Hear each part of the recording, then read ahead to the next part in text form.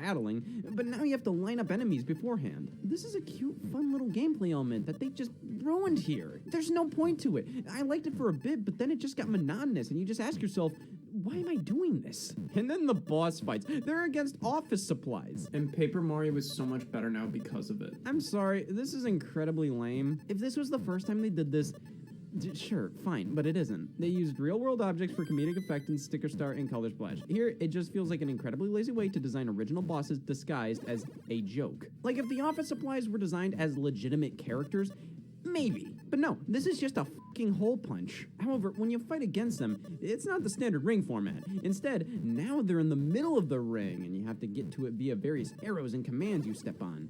This is completely different from the normal battles. Again, I kind of like the puzzle aspect, but this is basically a different game during the boss fights. And also, this barely matters because at the end of the day, each boss has this very specific weakness you have to figure out, and if you know it, then there's no challenge here. It's just do the thing that this boss is weak against, and you pretty much win. So this whole lead-up puzzle to attacking the boss, to me, it feels like a giant waste of energy, considering many times the boss will regenerate its health if you just keep attacking it after multiple stages of solving its stupid navigation puzzle just because you didn't do the one specific thing you needed to do, which can be somewhat cryptic sometimes. It's just kind of weird that the boss fights are so different from the regular battles. You'd think with a battle system like this, they would want to incorporate boss fights that are like the ultimate test of what you've learned by winning in normal fights. That would be at least a slight motive to get into more battles. Now they just went for something completely different. It's obvious after reading interviews with developers that they don't really want to make Paper Mario an RPG anymore. Then stop putting in these fucking turn-based battles! This game would be so much better if it was just an adventure game where you explore these environments and solve light puzzles to progress. You don't need these stupid-ass battles! Super Paper Mario was basically a platformer with RPG elements. It's not like you need turn-based battles, but no! You keep trying to incorporate them even though you don't want to make an RPG! So don't make an RPG! I don't understand what they're trying to do here. I don't need another Paper Mario like the first two, but those were the two most consistently good. It's easy just to point to them and say, hey, do something like this again, because they didn't have not well thought out bullshit crowding things up. They had unique characters and memorable stories. This one is getting there, but it's still held back by using typical Toads. You get a partner named Bobby the Bob-omb, and just the fact we got so excited by the fact that this character that looks like any other Bob-omb has the most basic name of all time is telling here. We're desperate for actual characters in these games. I don't know, I did enjoy a decent amount of Origami King, but about halfway through, it was really starting to drag for me, and I put it down. I do think I kinda enjoyed Color Splash a little more. That game has its own dog shit, but at least the battles felt more worthwhile as annoying as they were, and it never really got boring. I think Origami King's highs are much higher, but its lows are much lower. I still think it's a better overall game, I still think it's okay, but I had a bit more fun with the previous entry. Alright, well, let's talk about something positive. Deadly Premonition 2. This was supposed to be my saving grace. Yeah, the sequel to the cult classic game that polarized critics was exclusive to the Nintendo Switch and released this month. It was riddled with technical problems and generally labeled as not as impactful as its predecessor by Deadly Premonition fans. To everybody else, it was just garbage. Crysis Remastered released, and it's a fine version. It's Crysis, and if you want an FPS on Switch, this suffices. Catherine Full Body came out, just 12 more years until Atlas puts a Persona game on this thing. There was this rumor going around that the Spanish dub of Breath of the Wild 2 was complete, which implied the game was close to releasing. Yeah, and I'm still not sitting. I think around this time, everybody was getting a little antsy for Nintendo news. I mean, we haven't gotten a full-fledged Nintendo Direct yet. Our last one was a mini, and basically all the major games announced or dated in that one had come out at this point. We didn't really know what the rest of Nintendo's schedule looked like after Paper Mario, but thankfully a Nintendo Treehouse livestream was announced before the Origami King's release. This would show off the game, but also a new title by Way Forward in a franchise they haven't worked with before. Oh my god, what, it might be Metroid or Kid Icarus, maybe Kirby, or Wario Land! They had to clarify it's a third-party franchise. Castlevania, it's gotta be Castlevania, or Bakugan. Yeah, this was stupid. Nintendo hyped up a new game announcement for it to end up being a Bakugan game. And a bad one at that. Hey, Way Forward can make some excellent stuff, but they still gotta do some licensed kids games to pay the bills. So for every Shantae or DuckTales Remastered or Contra 4 they do, there's a Smurf stew right around the corner. Obviously, the publisher of Bakugan paid Nintendo to show this off, but I just think Nintendo needs to be more willing to, I don't know, say no to stuff like this. It devalues when Nintendo says they're going to announce a new third-party game because chances are becoming increasingly more likely it's gonna be some garbage like this. Well, later on in the month, some high-profile leakers said, hey, there will be a Nintendo Direct soon, don't you worry. And on the exact date they leaked, boom, Nintendo announced the night beforehand that they'll be debuting a new type of Nintendo Direct, a Nintendo Direct Mini Partner Showcase. What wonders await us in... They showed Roll Company! What the hell was this? Much like the Treehouse stream, this felt incredibly tone-deaf and basically told us nothing. They showed Cadence of Hyrule DLC and announced a physical release. That's kind of cool. Talked about Rogue Company. I really don't care. Showed an entire trailer for WWE 2K Battlegrounds. For the sympathy vote. And then ended things with the announcement of an HD remaster of Shin Megami Tensei 3 Nocturne, and then saying that Shin Megami Tensei 5 is still in development after being announced at the Switch presentation in 2017 and that it will launch in 2021. No gameplay shown, but it's a thought that counts. That was it. It was 8 minutes long. That was pointless and shows off a bit of a problem I have with Nintendo presentations lately. It is so much more obvious now when Nintendo just gets paid to show something. Nintendo Directs feel way more commercially than ever before.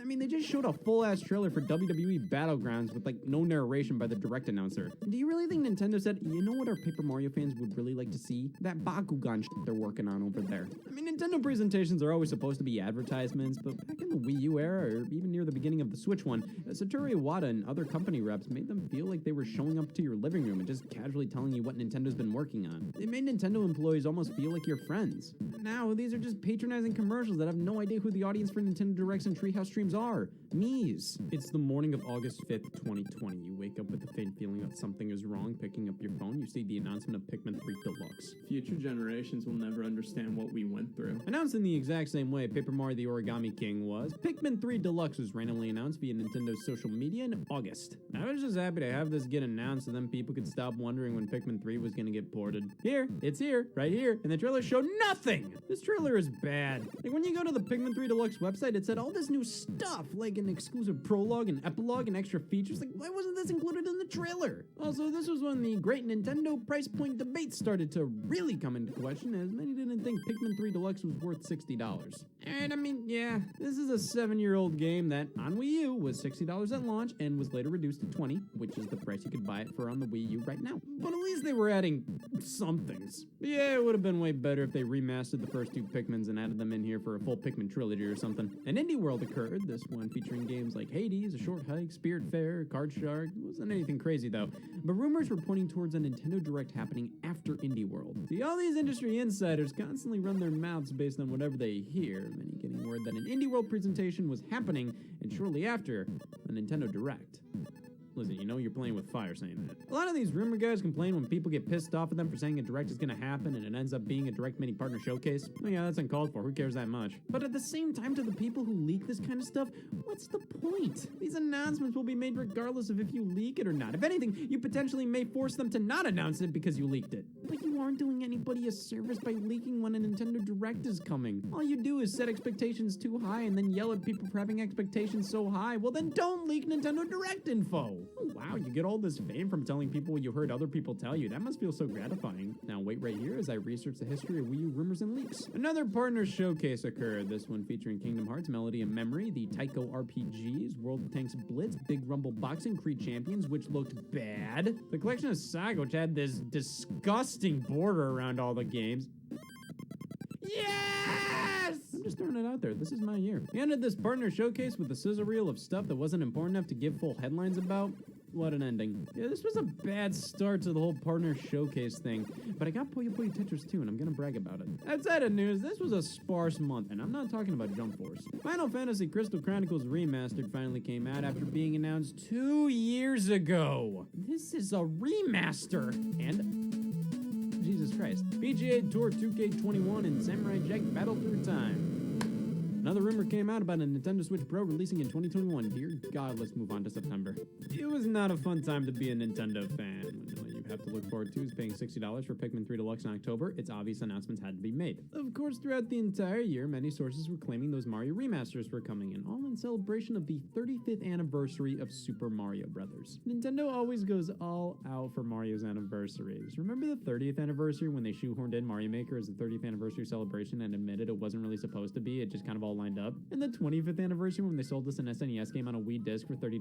Nintendo hates Mario, and to a greater extent, us. Well, we finally got got what we wanted. Nintendo announcing games through a Nintendo Direct. On September 3rd, Nintendo uploaded a Super Mario Bros. 35th Anniversary Direct online that detailed all their plans, including Super Mario 3D World finally coming over to Nintendo Switch via an updated version titled Super Mario 3D World plus Bowser's Fury. You know, after Nintendo brought over Captain Toad before 3D World and included Mario 3D World as a game style in Mario Maker 2, I like the concept that 3D World will be the only Wii U game Nintendo never ports to Switch for absolutely no reason, because Nintendo does stupid fucking things only they understand every other week. I would have assumed during a developer interview when they would ask, why did you never bring Mario 3D World to Switch? They would say something like, the game doesn't belong on Switch, you had to use the microphone sometimes. It got announced, thankfully, alongside a mysterious edition Bowser's Fury, Super Mario Bros. 35, a Tetris 99 style version of Mario 1, Mario Kart Live Home Circuit, a game using a real-life RC Mario Kart and a camera to turn your living room into a Mario Kart track. The final major announcement was Super Mario 3D All-Stars, a compilation of the first 3D Mario platformers releasing in 2 weeks on September 18th.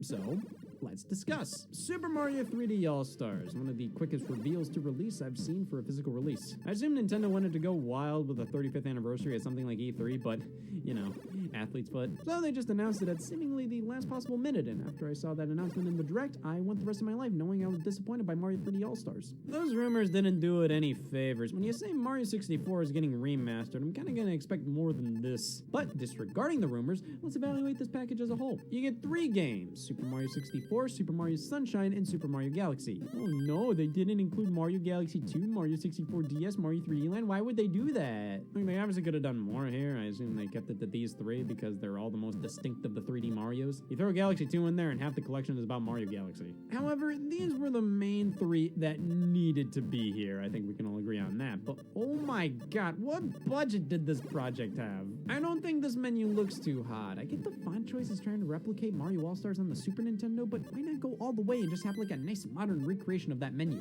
Why is the year the biggest text? I like that they include each soundtrack separately to make it seem like there's more stuff in this package. The only bonus feature is the inclusion of each game's soundtrack.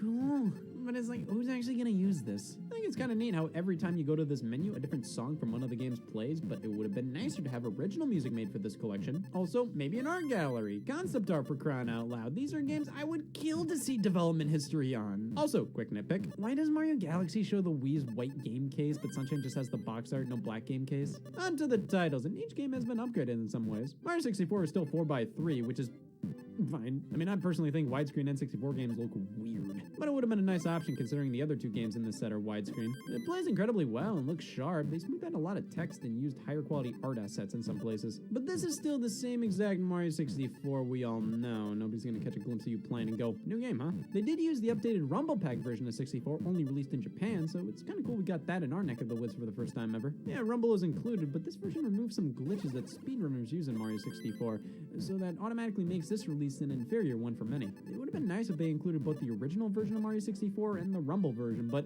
nope. Other than that, it's Mario 64. It's one of the best games of all time, but we've seen it enough at this point. It looks really nice for just being Mario 64, but obviously I would have liked it to be more than just Mario 64. Super Mario Sunshine. This one was upgraded the most of the lot. Full widescreen, and they had to adjust the controls to work with the Joy-Con and Pro Controller. See, the original game used the analog triggers of the GameCube controller, and they had to rework them a bit here since we don't have anything close to that. It works fine, and the game still looks really nice. But they had some cutscenes in Mario Sunshine that they just zoomed in on to fill the widescreen display, and I hate when that happens. We're losing out on a good bit of the image. Everything's more clear now, but in the original release, I could see more shoes. Then Mario Galaxy, my favorite game of all time. It's a powerful feeling to play it portably. So this is what elected officials feel like. This one was weird considering it used the Wii Remote, nunchuck, and the sensor bar. Well, now you use the gyroscope for the pointer, and it goes off center a lot. It works, but you have to recalibrate it to the center more than I'd like to admit, and man, that offers even more depth to Mario Galaxy's gameplay formula. Now you have to play the role of a level. They also gave you the ability to just hit a button to spin instead of shaking the controller, though I'd shake the controller anyways because it's damn muscle memory at this point. Playing with the Pro Controller was weird. I can only do 2 Joy-Con. This feels pretty natural, just like the Wii if the Wii controllers were choking hazards. Now in handheld mode, for all the pointer stuff, you use the touchscreen. What the is their problem? Why not use the right stick or something to control the pointer? What if you don't want to use the gyroscope at all in Galaxy? Why not offer that as an option? Because they still force you to use the gyroscope pointer to make menu selections in this game. Why? They couldn't have reworked it a little more to make the pause menu option selectable with just the analog stick? That's what makes Mario 3D All-Stars so weird to me. It's obviously a pretty low-effort project, but they put some effort into this. Enough where I think, if you're gonna put so little effort in, why not put absolutely none in? Why even smooth out the visuals of Mario 64? Why even put Mario Sunshine in widescreen? But they do those things. So at that point, I gotta ask, why not go a little further? Why not make it so you don't have to awkwardly use the gyroscope or touchscreen for Galaxy's menus, or not just straight up crop Sunshine's cutscenes, or put 64 in widescreen, or damn anything more than just adding the soundtracks as a bonus feature? Obviously, I'm incredibly happy these games are on Switch. They're some of my favorites, and it's the first time Sunshine's ever been re-released, and it's not like these are bad versions of the games. Far from it. Galaxy is my favorite game of all time. Of course, I'm ecstatic to have it here, and looking better than it's officially ever been. I do think it's all worth $60, but you can't just deny the fact that so many other companies have put so much more effort into their collections and charged significantly less. This is Mario. He 100% deserves so much better, and it's not like I can just not buy it to tell Nintendo what I think. I'm a bitch! But one of the stupidest things about this is that it's a limited time offer. After March 31st, 2021, this puppy's not going to be manufactured anymore, and the digital version's being ripped from the eShop. This is Nintendo creating artificial demand. Everybody ran out to buy this in fear that it would be rare and they couldn't get it in a few months. I feel so special. I was one of the few 8 million to buy this game. It's not even a special box for the physical release. At least with Mario All-Stars on Wii for the 25th anniversary, this is a classy as hell collector's set. Here, I think the inside is just a collage of screenshots. This would take you 30 minutes at most to put together. No booklet or soundtrack CD or keychain or anything. It's a total budget release for $60. Mario 3D All-Stars makes me happy, mad, and lonely. At least WWE 2K Battlegrounds came out this month. Hades was kind of the surprise indie hit here, being nominated for Game of the Year by so many publications. I had to see what the deal was.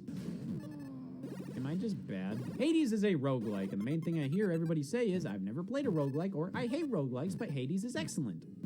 Yeah, it's a really quality time. Pretty much you want to blast through the game without dying. Each time you die, you just start back from the beginning, but you become wiser and more powerful. But since it's a roguelike, the levels are different now. They're procedurally generated every time, and the combat's really good and satisfying. I'll say it's better than Mario 3D All-Stars because it doesn't force you to use the touchscreen in Galaxy. There was another surprise Nintendo released this month, Kirby Fighters 2. For 20 bones, you get a pretty decently sized Kirby fighting game based on a 3DS eShop game that was based on a minigame in Kirby Triple Deluxe. But basically, imagine Smash Brothers, not as good, but all the different fighters are either Kirby characters or Kirby with different power-ups. It's not too bad, but I unfortunately kind of have the mentality of, yeah, but Smash Brothers is right there. I mean, it's different enough. If anything, Smash Brothers takes a lot from Kirby Superstar in terms of design, so if anybody can make a game like Smash Brothers, it's Kirby. But Kirby Fighters 2 is just alright. You'll get a decent amount out of it, but always go crawling back to Smash Brothers. But that wasn't it for Nintendo this month. Out of nowhere, they announced Hyrule Warriors Age of Calamity, a successor to Hyrule Warriors, but this time being an official prequel to Breath of the Wild. Again, this was announced like Pikmin 3 and Origami King, just randomly on social media one morning, which does take away a lot from it. Sure, you get that rush, but I do miss the showmanship of the Rex. Oh, joy! Another partner showcase! Well, what the do you have this time? A brand new Monster Hunter Rise, coming exclusively to Nintendo Switch on top of Monster Hunter Stories 2, Fitness Boxing 2, Disgaea 6, and Ori and the Will of the Wisp, available that same day. This is better. I thought Evolution was a myth! Crazy to see Will of the Wisps running so well on Switch, as it had some performance problems at launch on Xbox, but hey, it's here, it's lovely, and it shows that Microsoft still considers the Switch to be a legitimate platform for their games. They're allowing so much wiggle room, and that makes me so excited for the future. Some of the future. A Fortnite limited edition Nintendo Switch got announced. The Pokemon DLC was further detailed in the presentation. For the love of, let me talk about Mario 35. Super Mario Bros. 35 is a free battle royale for Nintendo Switch Online members. You play the original Super Mario Bros. Through a random string of levels and try to be the last man standing of 35 other players. This is a lovely idea that could be phenomenal, but in the end, it's just good. Well, then I'm pissed. For some reason, you have to unlock different levels to vote on for what everybody starts playing, but since most people are only going to have one unlocked, that's pretty much what you're going to start on every single game, and 80% of the time when I complete a level, it starts me back at 1-1 or 1-2. It gets pretty old. Then there's just the potential this concept has. It could be like Mario Maker, where you have different Mario game themes. Imagine a Mario 2 or 3 or world theme. What about completely unique characters like Peach or Toad playable? Also, a problem I have with these Battle Royale games is once I get first first place, I kind of lose a lot of motivation to keep playing when I beat it. I just think Mario 35 has so much potential, and I want to see it grow and improve. It's super fun, but I'm tired of playing the first 2 levels constantly, and I can see how this game could be so much more. But as it stands, that probably won't happen because much like Mario 3D All-Stars, Mario 35 is set to expire on March 31st. After that, it won't be playable anymore. Well, that stinks. At least with 3D All-Stars, there are physical copies out there, so no matter what, you'll be able to find the game and play it. And if you already own it, no worries. Mario 35 is an online game, and when it's gone. Nobody can play it ever again. This one I have a harder time understanding. There was definitely more work put into this than 3D All-Stars. It has unique music and a really good online multiplayer system. And to just throw all this work away after a few months of being available, this doesn't seem like a way to heighten the celebration, as Nintendo put it. This seems f***ing stupid. Well, the next part of the 35th anniversary release this month, Mario Kart Live Home Circuit. How does this celebrate that? It just fell into place. You can't tell me Mario Kart Live is supposed to be an anniversary title. A little weird the Switch hasn't gotten any word on having a Mario Kart to call its own. I know people keep pointing to Mario Kart 8 Deluxe selling so unbelievably well. Of course they're not going to make a new one. Game selling really well is why you make a sequel. That Super Mario Brothers is selling so damn well, of course we can't make a second or third or world. Obviously Mario Kart's a little different, where each entry isn't super different enough to release on the same console. This is kind of a one game per system franchise. But that gives them an excuse to go hog wild for a new one. Do something weird. Do something different. They did what I asked. Mario Kart Live Home Circuit. I would not consider a full-fledged game. It's pretty much a toy with a Nintendo Switch app to go alongside it. For $100, you get an RC Mario Kart with your choice of Mario or Luigi. You connect it to your Switch, and now your living room is a Mario Kart track. But when will it learn to love? This is honestly a super cool feeling. Like, wow. Not only is it fun to see your house from this perspective, but controlling the RC car with your controller and the way it turns and accelerates, it feels like Mario Kart. Not one-to-one, but enough for this to be a really cool experience. For the first hour. This is definitely something I don't need to go back to ever again. I think everybody should try it out at some point, but there's not much meat to it if you, 1, don't have a ton of living space, or 2, don't have a huge desire to set up elaborate physical courses. Because they have a lot of visual themes for courses here, though the track setup depends on how much you're willing to do in the real world. Most of the music is completely recycled from past games, and playing with multiple people, that's gonna cost you 2 Mario Kart Live Home Circuit sets at the very least. Really neat idea and novelty. It's just kind of not much more than that. But that's not really at any fault of the developers. It's just a cool little toy, and that's all it should really be viewed as. Since it needs Wi-Fi to operate, you don't get a game card with the set. Instead, you have to download a free app off the eShop, which means anybody can get in on the fun, even if you don't buy the physical set. Oh yeah, I got Mario Kart Live.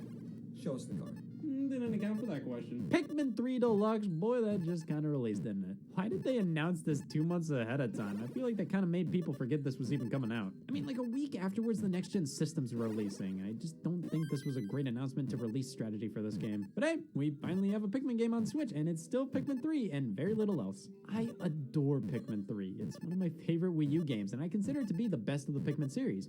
1 is still my favorite, but looking at each game as a whole critically, 3 is the best, and 3 Deluxe is the best version of it. The controls on the Wii U version are still a little better because of the Wii Remote and Nunchuck. 3 Deluxe has tons of control options, and I personally prefer using 2 Joy-Con to replicate a Wii Remote and Nunchuck. The gyro pointer works pretty well, but I had to recalibrate it a ton like with Mario Galaxy.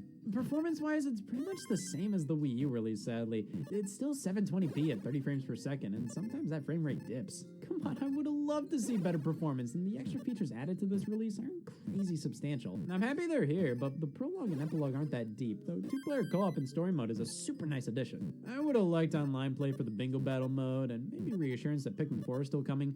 We can't have everything, but we can have Pikmin 3 Deluxe for $60. I'd still fully recommend this game. It's wonderful and one of my favorites. The Switch release could have been better, but I still think it's the definitive version. FIFA 21 Legacy Edition.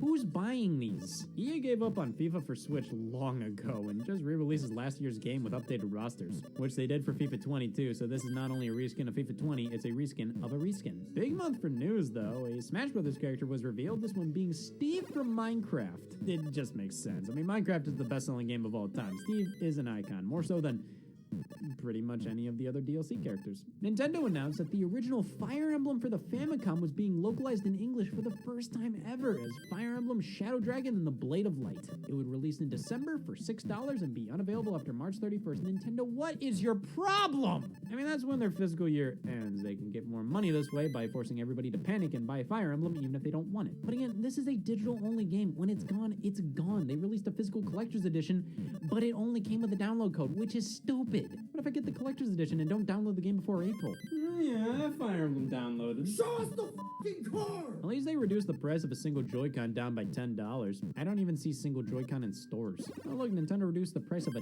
dodo bird. They updated 3D All-Stars with more options for the camera controls. They care enough about a game that will refuse to exist in a few months. Then we had a few presentations, one Treehouse livestream on Pikmin 3 and Hyrule Warriors, and one final direct mini partner showcase, God help us all. Bravely Default 2 gets dated for February. Alright, fine looking game and all, and here's just my thing. So many times Nintendo just plays like a 5-minute long trailer for games like this during directs, and I don't know. I feel like you already know if you're interested in Bravely Default 2 the second it got revealed. I don't really think a 5-minute trailer is gonna change your mind, or 4 minutes into a 5-minute trailer you go, oh, well now I'm interested. Hitman 3 is coming, oh my god, talk about out of left field. It's a cloud version. Talk about out of left field. Jesus, Control is coming too? Cloud version. Today, well, let's see about this. No More Heroes 1 and 2 got ported to Switch, dropping this exact day, and then Nintendo decided to release Part-Time UFO and a Hyrule Warriors demo in the eShop at the same time. How are these from the same series? They really improved the partner showcases as time went on. I hope Nintendo realizes that if you're gonna make an 8-minute long direct, make sure half of it isn't WWE Battlegrounds. Well, Part-Time UFO is a cheap little eShop game made by HAL Laboratory, the Kirby devs. One of their latest eShop-only non-Kirby ROMs was Box Boy and Box Girl, and I definitely like Part-Time UFO a whole lot more. This was originally a mobile game, but was upgraded for Switch, and it works really well here. I know I said mobile games coming to Switch is to me, but this was done by HAL. It already feels like a Nintendo game. It definitely takes more away from the reveal, like I already knew this was a thing before, but I'm still happy about it. You have a set of missions to complete as a UFO with a crane, so you want to stack things carefully or meet expectations as well as possible. It's really cute and fun and addictive, and I want to see more Nintendo published eShop stuff like this, even if it happened to be an older game for phones. No More Heroes 1 and 2 play pretty well on Switch. Does anybody else have this weird feeling with the Joy-Con being Wii Remote substitutes where you feel like you have to shake them a lot harder to get some controls to work? Like the Wii Remote would just register smaller movements as a shake. I think because the Joy-Con are more precise, when No More Heroes ask me to flick them up, I literally have to throw them in the air. Control Cloud version, one of 2 cloud editions of modern games announced in the same direct. This is what I fear a lot of games will be on Switch in the future. Just cloud versions because they don't want to go through the trouble of porting it natively to Switch. It runs fine, but like, it's not exciting, it's not ideal, I totally get it. Control and Hitman 3 probably wouldn't have made it to Switch otherwise. This way, at the very least, people who only have the Switch have an opportunity to play them if they're willing to always be connected to the internet. It's just one of those things where you can say Controller's on Switch, but I'm gonna squint when you say that. I think most publishers understand the worth of porting their games to the platform. It results in more money, that way you can sell it to everybody, not just people with blazing fast internet, and in stores too. If this is the only way these certain games can come to Switch, fine, I just don't want to see it become too much of a trend. 2 months have passed, it's about time Age of Calamity released. Can I just say, what a great idea for a game. You already had Hyrule Warriors, which was a fun idea, taking the warrior style and applying it to a giant non-canon Zelda fan fest. Then you have Breath of the Wild, which detailed this giant battle for Hyrule between Link and friends and Calamity Ganon and friends that took place before the game. So, make a sequel to Hyrule Warriors about that. It's perfect! It's a little weird to have a non-canon spin-off get a sequel like this, but I'm not complaining. Age of Calamity is still a Warriors game at the end of the day, fighting off against hordes of enemies. There's some strategy to the combat, but you can still just button mash your way through. Even when you take the game seriously, using all the characters' moves and abilities, it can still be fairly repetitive. Like, you just kill all these enemies, go over here, kill all these enemies, go over here. However, unlike the original Hyrule Warriors, this one feels so much more like a Nintendo game. The last game, yeah, had Nintendo's input and approval. It's a Nintendo game, but it still felt like it was made by a third party, which it was. Age of Calamity feels like it was made by Nintendo. This looks just like Breath of the Wild. They